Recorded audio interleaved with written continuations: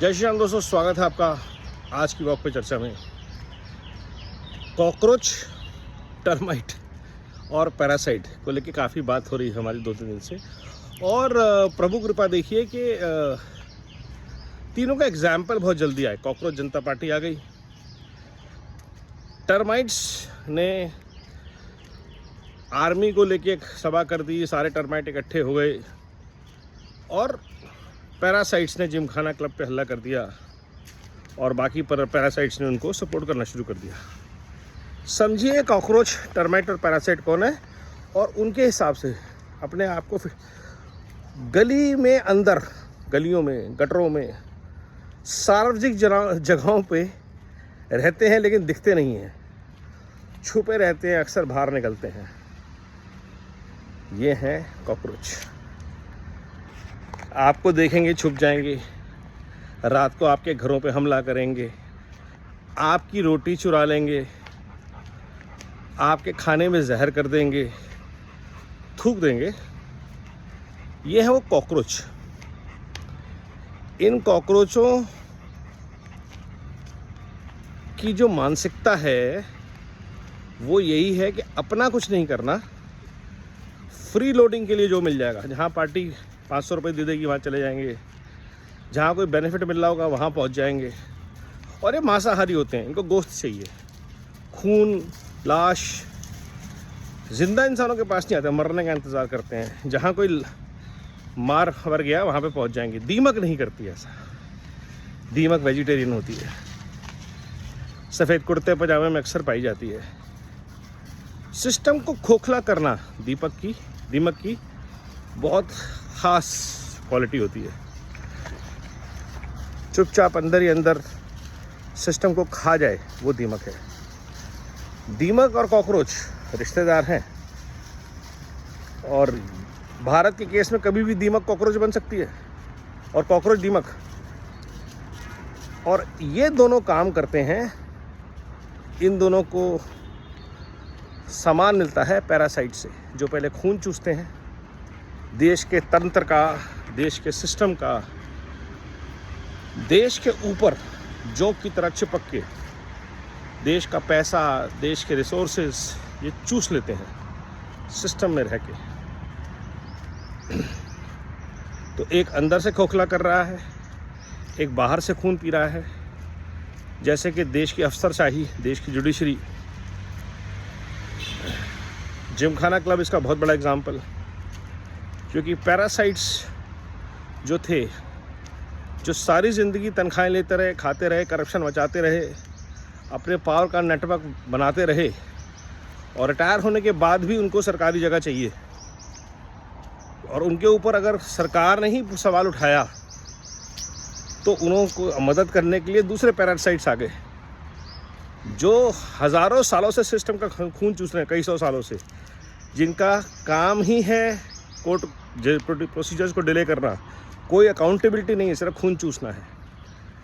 तो ये जो पैरासाइट्स हैं और जो टर्माइट्स हैं और जो कॉकरोच हैं, ये मिलके पूरा बनाते हैं एक लाल जिहाद इकोसिस्टम। अब समझिए गेम को।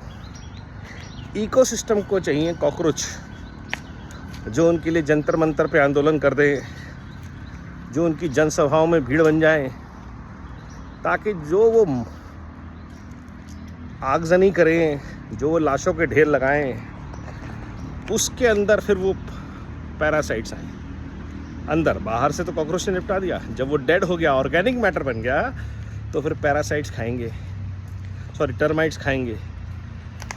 तो ये जो पूरा इकोसिस्टम है, ये बहुत ही शिद्दत से काम करता है, और बहुत बहुत धन्यवाद देना चाहिए भारत को, कॉकरोच जनता पार्टी का, कि उसने टर्माइट्स और पैरासाइट्स को साथ में एक्सपोज कर दिया। आप देखिए जिमखाना की कंट्रोवर्सी में कौन कौन लोग सपोर्ट कर रहे हैं और तर्क क्या दिए जा रहे हैं। जिमखाना छोड़ना है, मोदी जी अपना घर छोड़ दें, रॉयल पैलेस। सोनिया गांधी को कभी नहीं बोला उन्होंने। समझिए, देश के प्रधानमंत्री को बोलते हैं कि भैया मुफ्त खोरों की जगह को अगर चैलेंज करोगे तो हम वो आपको बोलेंगे आप भी अपना घर खाली कीजिए। ये है टर्माइट्स जो सपोर्ट में आए पैरासाइट्स के। ये टर्माइट्स कौन है? राजदीप सरदेसाई, वीर सांघवी, ये बैठ के अंदर से सिस्टम को खा रहे हैं। कभी ये पैरासाइट भी बन जाते हैं जब इनको राज्यसभा में भेज दिया जाता है। अब सोचिए, हस्बैंड टर्माइट है और वाइफ पैरासाइट है, समझ रहे हैं आप? और सपोर्ट कर रहे हैं कॉकरोचेस को, जो कल को टर्माइट बनेंगे। क्योंकि पहले कॉकरोच को आपने लाल किले पे बिठाया, रामलीला मैदान से उठाया और वो पैरासाइट बन गया और टर्माइट बन गया। पहले वो पैरासाइट था, as an IRS he was a parasite, then it decided to change the track. तो ये इच्छाधारी जीव हैं, ये कहीं भी कुछ भी रूप धारण करके भारत को सिर्फ एक ही काम करना है इन्होंने, अंदर से, बाहर से, ऊपर से खून चूस के बर्बाद करना है। जड़ों को खोखला करेंगे, नसों को खोखला करेंगे, ऊपर से खा जाएंगे। और एक ही इलाज है, Bharat against cockroach, termites and parasites.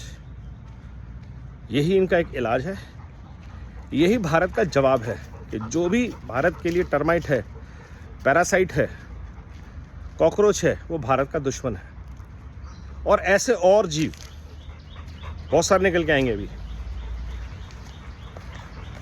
सोचिए, राहुल गांधी ने जिमखाना क्लब के बारे में कुछ नहीं बोला, जो गरीबों के मसीहा बनते हैं।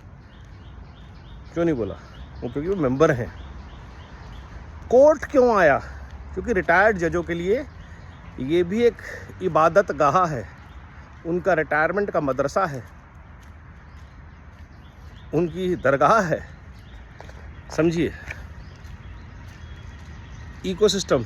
प्रेस क्यों साथ में आ गई? क्योंकि कुछ लोग मेंबर्स हैं जो औरों को बुलाते हैं, क्योंकि उनको लग रहा है कि आज जिमखाना क्लब है तो कल प्रेस क्लब पे भी आएगा, क्योंकि वहाँ भी यही बेनिफिट चलते हैं और ज़िंदगी भर के लिए चलते हैं।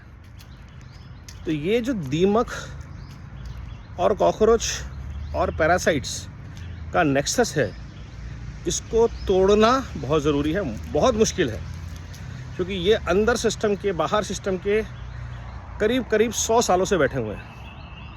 और व्यक्ति नहीं है, ये विचार हैं बहुत सारे, फैमिलीज़ हैं, ख़ानदान चल रहे हैं। किसी का एक बेटा जज है, एक बिजनेसमैन है, एक ब्यूरोक्रेट बन गया, रिश्तेदार हैं, यार दोस्त हैं कई सालों से।